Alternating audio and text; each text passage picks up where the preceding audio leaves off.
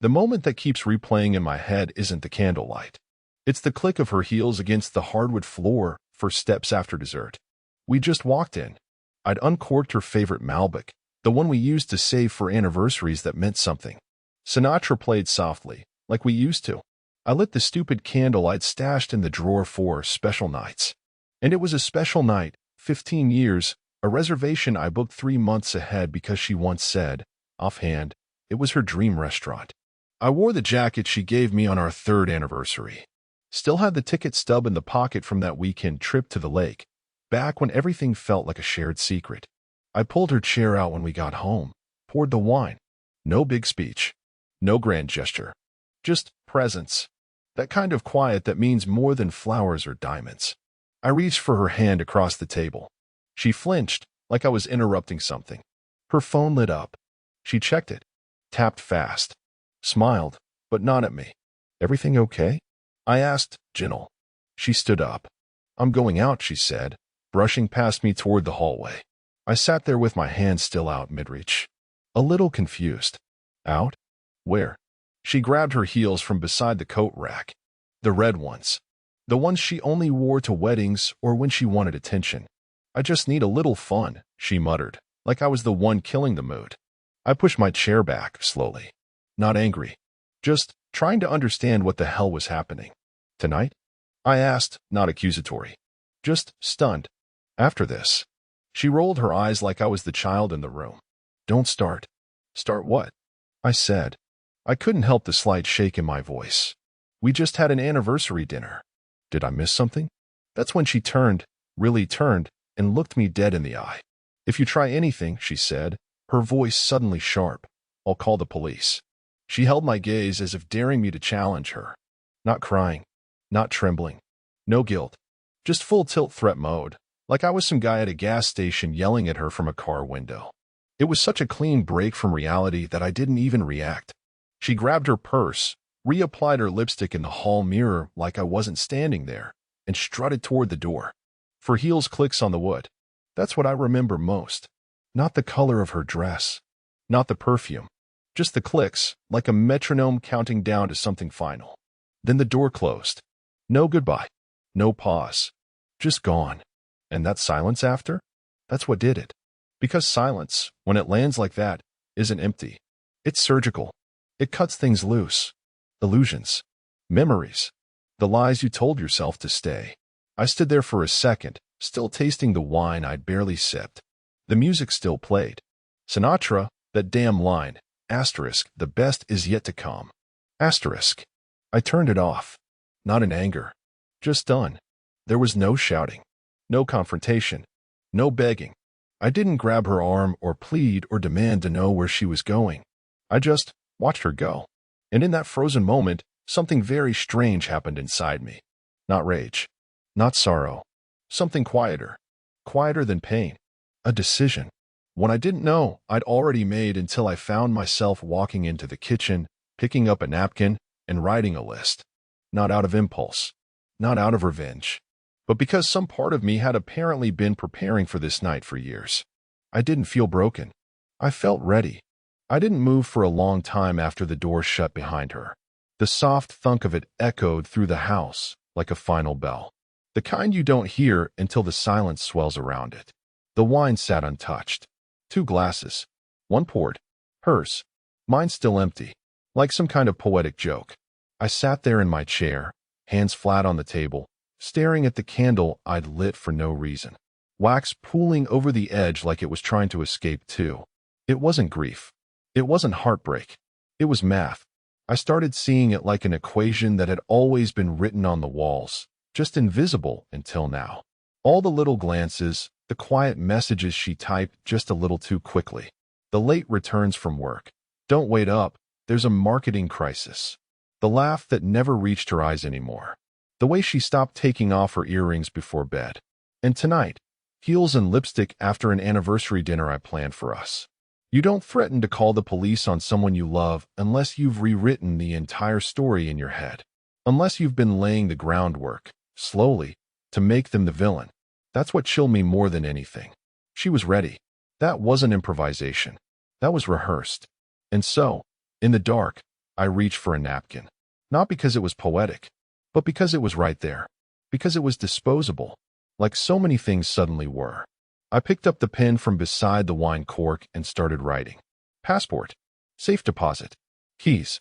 The file under the floorboard. I paused after that one. Let the pen hover. My hand didn't shake. That file, it was never meant for this. Or maybe it always was.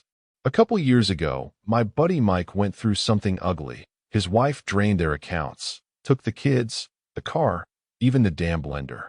He told me, Bill, listen to me. Even if you love her, keep your receipts.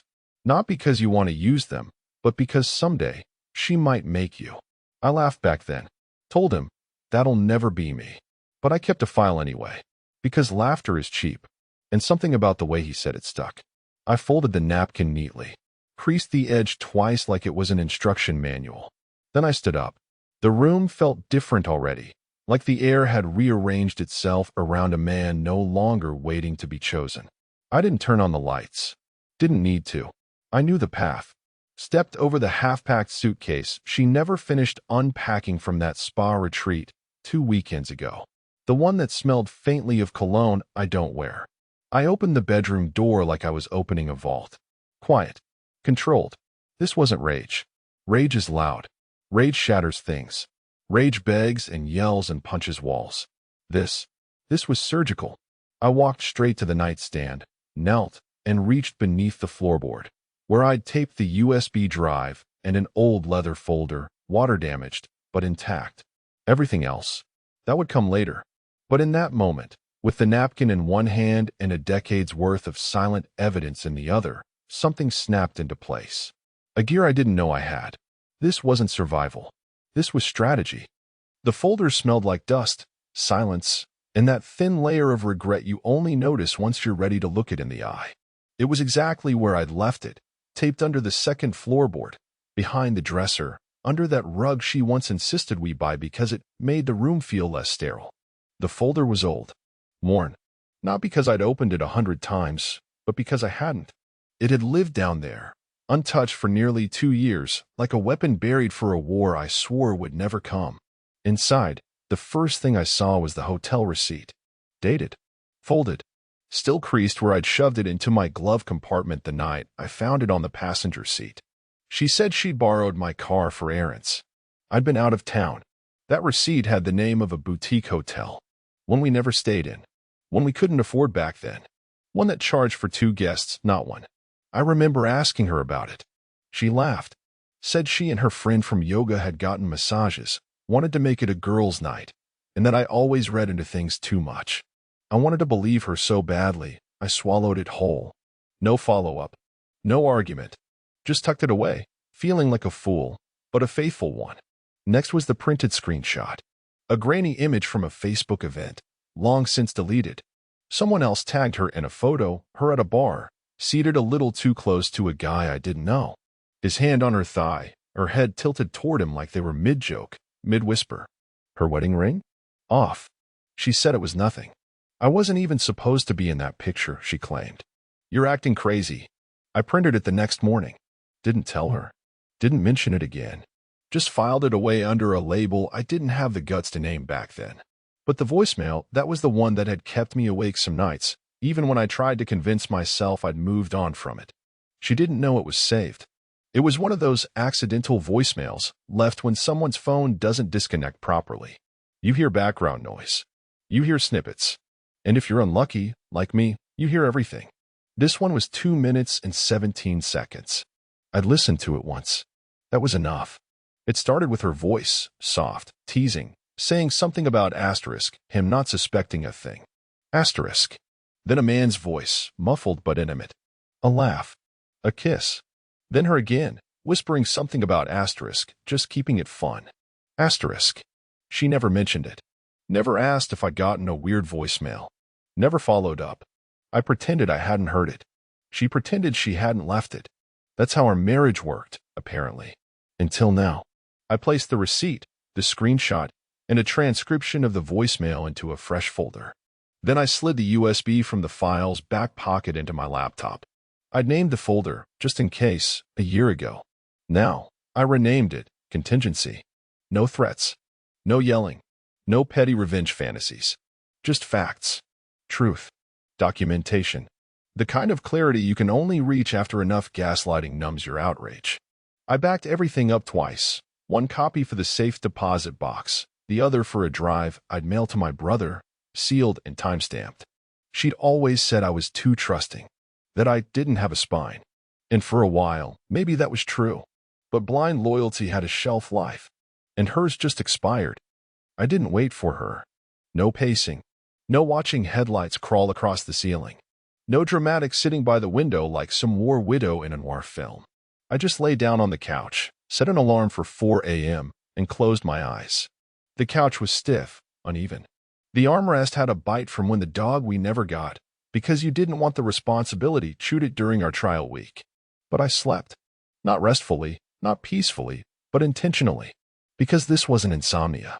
This was a countdown. When the alarm buzzed, I didn't hit snooze. I sat up, stretched, stared into the darkness like it was answering back. No note, no speech, no last-minute heart-to-heart where I beg her to explain what "a little fun" means on the night we celebrated 15 years of promises. I didn't even look toward the bedroom. If she was home, good. If she wasn't, better. I moved through the house like a guest who knew not to wake the hosts. The bag was already half-packed in my head. Just the essentials, clothes for a week, the folder, the flash drive, my backup ID, and that old watch from my dad that she once called cheap-looking. I walked into the bathroom, opened the drawer where I kept my razor, my deodorant, the ring box. I took the ring off and placed it, not in the box, but in the sink. Not symbolic, not dramatic, just visible, cold against the porcelain. She'd find it eventually. And when she did, maybe she'd understand that silence isn't passive, that absence isn't weakness, that a man walking away without slamming the door is still gone all the same. I pulled on my jacket. Not the one she gave me on our 3rd anniversary. That one I folded and left on the bed, still holding the scent of her perfume and my denial. I wore the old leather one I hadn't touched in years. The one from before her. Before the house. Before I started thinking that compromise meant giving up parts of myself so someone else could shine brighter. I checked everything twice. Flashlight. Drive. Wallet. Backup keys. I walked to the front door, pausing only to glance at the hallway mirror, the one she always checked her makeup in. I looked tired, but not broken. Not anymore. The last thing I did was lock the door. From the outside. We always said we'd never lock each other out. She said it the day we moved in. We're a team. No matter how bad things get, the door stays open. But that only works when both people play by the same rules. And she'd already changed the game. I didn't slam the door. Didn't leave anything behind but what she'd given me. Distance, denial, and just enough clarity to know when to stop fighting for someone who isn't even in the ring anymore. The street outside was still asleep. But me? I'd never been more awake. By 7:03 a.m., my old phone was having a seizure. Buzzing. Flashing. One call after another, like it was trying to crawl off the table and beg me to respond. The notifications stacked so fast the screen froze. 41 missed calls. Then 62. Then 104. When it hit 156, I stopped counting. I didn't answer any of them. Not a single one. Instead, I let it sit on the desk like a dying fish flopping on the sand. Desperate. Panicked. Unaware the tide had already pulled out. The first voicemail came in at 5:17 a.m. whispering. Almost a lullaby. "Hey, are you up? Just call me, okay?" She sounded confused. Half asleep. Maybe still a little drunk. I imagined her heels in a corner, dress wrinkled, realizing too late that she hadn't locked in the backup plan like she thought. By 5:49 a.m., she was pissed. "You said nothing before you left?" she snapped. "That's cowardly, Bill. Seriously. Cowardly. What? You're punishing me now. Grow the hell up." 6:13, the cracks started showing. "This is childish. You're being so dramatic. I just needed space. We weren't even fighting." 6:32, her voice broke. "I don't know where you are. Just, please, call me. Please." By 6:50, she wasn't even trying to sound composed. The last one was mostly sobbing. No words. Just that awful, breathless panic sound. Like the moment someone realizes the door they've been slamming for years is suddenly locked from the other side. I watched the screen go dim. Then I picked up the phone, powered it down slowly, and slid it into the bottom drawer of the desk. That drawer used to be for junk. Batteries, paper clips, business cards from people I never called back. Now it held every unanswered cry she'd ever make. Closure, in the form of silence. I reached for my new phone. No contacts imported. No shared calendar. No voicemail greeting recorded. Just a blank slate with a prepaid number, registered under a first name I don't use and a last name she never knew. No GPS to track. No shared cloud. No digital fingerprints. Freedom used to feel like a word people threw around in therapy. Now it felt like a clean SIM card and a full tank of gas. I didn't check social media. Didn't skim through her texts. I wasn't looking for validation or a gotcha moment. I was done watching her unravel from the center of the storm. This time, she could spiral alone. I was done being her gravity. I could have sent a text, could have called, could have crafted some long, wounded email with just enough guilt and poetry to make her feel like a tragic heroine in a breakup song. But I didn't want noise. I wanted clarity. So I sent a package. Overnight delivery. Signature required. Sent it not to our house, but to the address her friend Gina used for weekends away that she never posted about. Yeah, I knew. The envelope was matte black. Clean. No return label. Inside, a series of carefully curated truths. No insults. No dramatics. No threats. Just precision. First, a single sheet of paper with her signature. A confession from a fight we'd had last spring. One she thought had disappeared into the ether of midnight arguments and next morning apologies. You don't think I know what I did was wrong? She'd snapped that night, eyes full of gin and self-righteousness. I know I screwed up, okay? I'm not proud of it, but it's over. It meant nothing. Look, I made a mistake. One mistake. Don't make this bigger than it is. I'd written it down, word for word, typed it, asked her to sign it, just so we both remember what we're forgiving. She rolled her eyes, signed it with a smirk, said, "You're so dramatic." Funny how fast a smirk turns into leverage. Next, 2 printed stills from hotel security footage. Not explicit, nothing X-rated. Just her walking into a hotel on a Tuesday afternoon with someone who wasn't me, arm looped in his. She said it was a networking lunch. I remember the look in her eyes when she said it. How calmly she could lie while folding my laundry.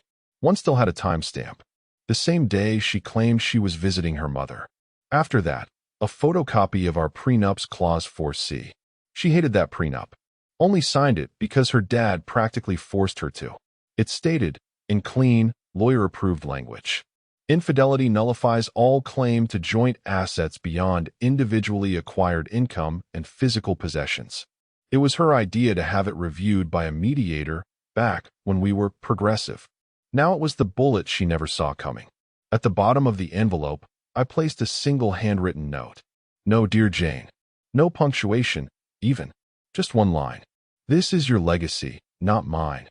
No name. No signature.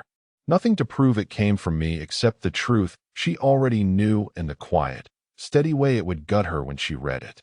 I didn't need to follow up. Didn't wait for a reaction. Didn't post some cryptic status or loop in mutual friends. This wasn't about embarrassment. This wasn't revenge. This was a mirror, held up at exactly the right angle. She wanted me to beg. She wanted drama. She wanted tears and second chances, and some pathetic display that made her feel like the center of a storm instead of the cause of the wreckage. Instead, I buried her defense in 4 sheets of paper and a padded envelope. She made a mess. I documented it, and then I mailed it to her, like a receipt. She always believed access was permanent, that no matter what doors she slammed, she could always walk back in through the front with a smile and a little lipstick. That I'd be waiting, somewhere behind a desk, ready to make room again in the middle of my life, for her. She found my old office the next day. The one with the glass walls and the bad coffee and the desk drawer where I used to keep her favorite granola bars, because she'd always forget to eat lunch on the days she was too busy for real food. I'd worked there for 7 years. She came by a dozen times over the years, birthday lunches, surprise drop-ins, once even to cry in the parking lot because someone unfollowed her on Instagram. She always knew how to get past the front desk. Flash a smile. Drop my name. I'm his wife. Like a VIP badge to a concert no one else could enter. But this time, she didn't get past the lobby. Because I'd filed the HR notice before sunrise that morning. Brief. Professional. Do not allow full name, entry under any circumstances. All communication must be routed through legal. No explanation. No drama. Just policy. Security was already briefed. The front desk had a printout with her picture. The kind they usually reserve for disgruntled former employees or vendors who won't stop calling. She walked in at 10:43 a.m., according to the building log. Wearing the green coat, I bought her the winter we visited Boston. The one she said made her feel expensive. She probably thought it'd make a statement, like showing up in costume would rewrite the story. She tried to breeze through, like always. Only this time, the receptionist didn't even flinch, just lifted her hand politely and said, "Ma'am, I'm going to have to ask you to wait here." That's when the shouting started. That performative kind of outrage, where every syllable is a stage cue. "I'm his wife," she yelled, as if that was still a key that opened something. As if the word still meant she held any position in my life. Security arrived in under 2 minutes. They were calm, professional, like they'd done this before. "Ma'am, you've been flagged. We need you to leave." She turned back toward the receptionist, who hadn't looked away once. "I'm his wife," she repeated, voice higher this time. And that's when the receptionist, God bless her, whoever she was, tilted her head slightly and said, with the kind of chill that cuts deeper than any insult, "Not anymore." She said it like it was the weather, like it was the news, like it was already common knowledge. I wasn't there to see it. Didn't need to be, because I'd already cleaned out my desk that morning. Switched jobs, remote work, new email, new company. The building she barged into, just a shell I'd already shed. She came looking for a door that no longer existed, and the world didn't pause to help her find it. There were no apologies. No "wait, let's talk." No slow piano music. Just a pair of locked glass doors, a silent elevator, and her reflection looking back at her, alone. Entitlement used to be her currency, but humiliation doesn't give change. It was a 781 number I didn't recognize. Massachusetts. No contact name. No voicemail transcription. Just the old red dot staring back at me like a dare. I almost deleted it, but something told me to press play. Her voice came through after a 2-second pause. Soft. Tired. Not broken, but breaking. "Hey, Bill. It's Lila. Don't hang up. Or well, I guess you're listening to this, not answering, so?" Awkward laugh. Guilty people always start there. Like a laugh can erase everything that comes next. I didn't know if I should say anything. I didn't want to make it worse. Another pause. Then truth. Or at least the version she was finally brave enough to offer. I knew. Not all of it. But enough. The late nights, the hotel, the stupid stories she made up. I asked once. She told me to mind my own business. Said you'd never leave her anyway. I closed my eyes. Let her words land like sleet against glass. I didn't say anything because I thought it was just a phase. Like some meltdown. Like she'd snap out of it. I told myself she was just angry, or bored, or testing limits. I didn't think it'd go this far. I swear. She sniffled. Not crying. More like trying not to. "I'm sorry, Bill. I really am. I should have said something. I should have told you when it still mattered." Still mattered. Interesting choice of words. Because what does matter mean after the collapse? After the candlelight, the wine, the ring in the sink? After 156 missed calls and a package sent instead of a plea? She kept going. "She's not okay. I don't know if you care anymore. But she's unraveling. She keeps saying you ghosted her. That she just needed space. That you're being cruel." I tilted my head, almost smiled. Cruel. The same woman who said she'd call the police if I asked her to stay 5 minutes after our anniversary dinner. Asterisk now asterisk thinks I'm the cruel one. She always did love a rewritten script. Problem is, this time the audience walked out early. Lila's voice softened at the end. "I just wanted you to know. Not everyone around her thought it was okay. I didn't. I froze. I told myself you were strong enough to handle it. But that doesn't mean you deserved it. Another pause. Click. No goodbye. No callback number. Just the weight of someone trying to put out a fire with an empty bucket, long after the house had burned down. The part that struck me hardest wasn't that her sister knew. It was how many others probably did, too. People who sat at our table, who toasted our anniversaries, who posted couple goals under our vacation photos and laughed along as she rolled her eyes behind my back. They knew, or suspected, and no one said a damn thing, because they assumed I'd keep choosing her, because they didn't think I'd disappear, because they figured loyalty was a life sentence I wouldn't dare commute. Now even they're peeling away, not out of justice, but guilt. And guilt isolates just as fast as betrayal. She thought I'd lose everything when I left. Instead, she did, piece by piece, voice by voice, until even the ones who used to defend her now only call to confess. The house was never about the granite countertops or the open floor plan. It was about control, territory, image. She decorated it like a showroom, neutral tones, perfect throw pillows, coffee table books no one ever read. Every room had a purpose, even if we never used it. The guest bedroom was staged for holidays that never happened. The dining room sat untouched because she preferred reservations over recipes. But she'd tell people, it's our forever home. She said it like a punchline. Because in her version of forever, I was supposed to stay in place, anchored, predictable. But while she was spiraling and spinning and leaving voicemails through gritted teeth, I listed it. No warning. No posted on the fridge. No, we need to talk. Just a signature. Then another. Then a handshake with a realtor who owed me a favor and didn't ask questions. I'd already packed up everything I wanted, 2 duffels and a file folder. The rest? Furniture we chose together, linen she ordered without asking, candles I was never allowed to light because they didn't match the scent profile of the room. I left it all. The house was staged again, but this time for someone else. The walls looked the same, but the meaning had been scraped off like old paint. It sold faster than I expected. Closed in 5 days. Cash offer. Turns out, the market loves a clean, modern divorce-ready property. I used my half to buy a smaller place. Quieter. 1 bedroom.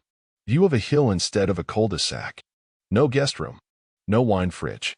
No smart thermostat that needed an app to operate. Just peace. And on the 6th day, she showed up at the old house. The neighbor, Greg, called to let me know. Said she pulled up fast, barely parked straight, stormed up the walk like she was ready to light something on fire. She banged on the door. Rang the bell. When a middle-aged woman answered, new owner, sweet lady from Oregon, she froze. You're not Bill. Nope, the woman said, smiling. But if you're selling Girl Scout cookies, I'll take 2 boxes. She didn't laugh. Just turned and walked back to her car, the way a gambler walks away from the table after the last chip falls. Then came the call to the realtor, the one who handled the sale, the one who used to send her holiday baskets and refer to her as classy. She left him 3 messages, demanded to know why she wasn't informed, claimed it was a violation of spousal rights. He never called back, because legally she had no rights to that address anymore. It was never hers, she just assumed it always would be. That was the real loss. Not the property, not the appliances, but the realization that she couldn't barge in, scream at a door, and expect it to echo back the way it used to. She'd burned the bridge and forgot to check if there was a second way across. There wasn't. Now the only thing she owned was the silence that followed her back to the car. And you can't scream at silence. Not forever. She used to be part of our lives like wallpaper, so constant, so present, you stopped noticing until someone ripped it down. Her name was Claire, her best friend since college. The kind of bond that starts over cheap tequila and failed internships and somehow weathers marriage, babies, distance. At least, until it didn't. One day, out of nowhere, my wife told me Claire was toxic. Said she gossiped too much, meddled too much, drank too much. She's obsessed with drama, she told me, lips tight. And she hates our marriage. She just wants to see it fail. I remember the day clearly. I was making pancakes. She stood there in her robe, holding her phone like it had personally betrayed her. She crossed a line, she said. I'm blocking her. And you should too. It's not healthy, Bill. I didn't ask what line Claire had crossed. I just nodded. Because that's what I did back then. I nodded when I should have questioned. I complied to avoid accusations of betrayal that she had already crafted before I opened my mouth. So I blocked Claire, deleted her number, removed her from socials, and never heard from her again. Until last week. It started with an email, anonymous sender, simple subject line, "Glad you're okay." I almost trashed it, but the body just said, "Asterisk, you don't owe me anything. But if you ever want to talk, really talk, I'm still at the same number." Asterisk. Claire. The same number. After all these years. I waited 3 days before dialing it. Told myself it was curiosity, not need. Told myself it was closure, not comfort. But the second I heard her voice, I realized something awful. She had never felt toxic. My wife had just needed her gone. Because Claire knew. Not the details, but the type. She saw what I didn't. The manipulation, the way love was twisted into a leash, how every disagreement turned into an accusation, how apologies came with terms and conditions. So we had dinner. At a small place neither of us used to go with her. Neutral ground. Cheap wine. Real bread. She laughed when I walked in. "You look like a man who just crawled out of a tunnel." I raised an eyebrow. "And you look like someone waiting at the other end." We didn't flirt. Didn't reminisce in that breathless, romantic way people expect when old friends reconnect. We just talked. About the lies we both believed. The things we overlooked. The gaslighting. How she tried to warn me once, gently, and my wife bit her head off. She told me I was jealous, Claire said, swirling her glass. Said I wanted what she had. She snorted. As if I wanted to be with someone who never looked comfortable in his own home. It wasn't vindication. It was a reminder of who I'd been. Of what I'd lost long before the house sold and the ring hit porcelain. And here's the part that made my chest tighten. Claire hadn't reached out to gloat. She wasn't waiting for a rebound. She just missed the version of me that used to laugh. The one my wife buried under errands, expectations, and side-eye glances any time I had an opinion that didn't align with her weekend plans. Dinner ended with no promises. Just a hug. A long one. The kind that says, asterisk, I saw what they did to you. And I'm still here. Asterisk. I walked back to my car with a strange calm in my chest. Because my world wasn't empty. It wasn't broken beyond repair. It was just being rebuilt, asterisk, with the very pieces she told me to throw away, asterisk. I wasn't looking for it. I didn't go digging. It found me. Someone forwarded the link. No subject line, just a screenshot of the post and a single line beneath it. Sound familiar? It was on one of those forums people go to when they want to confess things, but aren't ready for consequences. Anonymous usernames, vague details, but the emotional blood is unmistakable. The title was forgettable. Something like asterisk, regret hits harder in silence. Asterisk. But the first sentence? That hit like a brick. Asterisk. I threw away a man who would have walked through fire for me. Asterisk. I didn't breathe. I just read. Slowly. Deliberately. Asterisk. He was kind. Too kind. The kind of man who knew my coffee order even when I changed it. Who never raised his voice, even when I raised mine to drown out my guilt. Asterisk. Asterisk. I told myself he was boring. Predictable. I used that as an excuse to chase chaos. I told myself I deserved passion, like in the movies.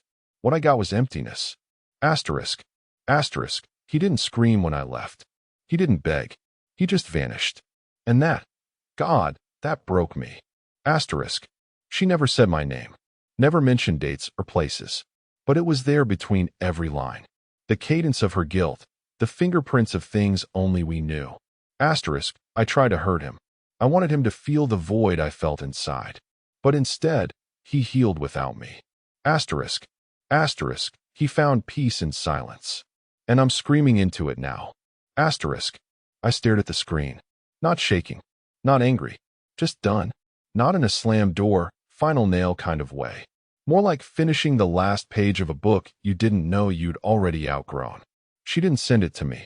Didn't text a link. Didn't say, I wrote something I want you to see. She didn't even know I'd read it. Because the apology wasn't for me. It was for her. A mirror she could finally stand to look into. The kind of apology people write when they're trying to make peace with ghosts. But I'm not her ghost. Not anymore. I closed the tab. Didn't save it. Didn't screenshot it. Just let it vanish back into the noise where it belonged. She's starting to understand now how much damage she really did. She's realizing the fire she lit didn't burn me down. It forged me into someone who doesn't wait for closure carved in apologies. Because when someone throws away a man who would have walked through fire for them, they don't get to decide when he stops burning. They just have to live with the cold. The restaurant was quiet, not empty, just settled, like a book someone had already read a dozen times and finally put down with care. Corner table. By the window. View of the street below, glowing amber under weak lamplight. The kind of view you don't notice when you're busy trying to hold a conversation that's already dying. The hostess smiled and asked if I wanted to wait for the rest of my party. I shook my head. Just me. She looked surprised, maybe a little sad, but I wasn't. I wasn't celebrating anything. Not a birthday. Not an anniversary. At least not the kind you mark on calendars. I was there to commemorate something else. The first time I didn't have to split myself to keep someone else whole. The waiter came by, polite, attentive. Waiting on someone? I smiled. Not forced, not theatrical, just real. No, I said. Just finally here. He nodded. Walked away. Left me with a menu I didn't really need. I already knew what I wanted. Same dish I used to order when I'd come here with her. Back when she still looked at me like I was something more than a fixture. Except this time, I wasn't pretending to like the wine she ordered. Wasn't nodding through small talk about people I'd never met and problems I wasn't allowed to fix. Wasn't watching her text under the table or laugh too hard at jokes from someone I couldn't see. I was just eating. Slowly. Present. The food didn't taste better. I did. And that's the thing no one tells you about leaving someone who never really loved you back. You don't feel victorious. You don't float away on some triumphant anthem. You just feel quiet. Like a storm passed through, ripped up the floorboards, and now there's nothing left to fear breaking. I didn't scroll through my phone. Didn't check for new voicemails. I already knew they weren't there anymore. The missed calls stopped weeks ago. The apology thread was deleted. She unfollowed me from the shared accounts. Even the people who used to pretend to care went silent, because without her to orbit, they didn't know how to speak to me. And that was fine. I didn't need a full table anymore. Didn't need an audience. I just needed space for my own thoughts, my own hunger, my own damn peace. The check came. I paid in cash. Left a tip big enough to make someone's night. As I stood up to leave, I caught a glimpse of myself in the window reflection, just a man. No bitterness. No ghosts. No performance. Not healed exactly, but whole. And for the first time in years, that was enough. There was no parade. No last-minute message from her. No crescendo of regret. Just a man walking out into the cool night air, not waiting for a door to open. Because he'd already built a new one. And on the other side of it, freedom that didn't need to shout to be heard.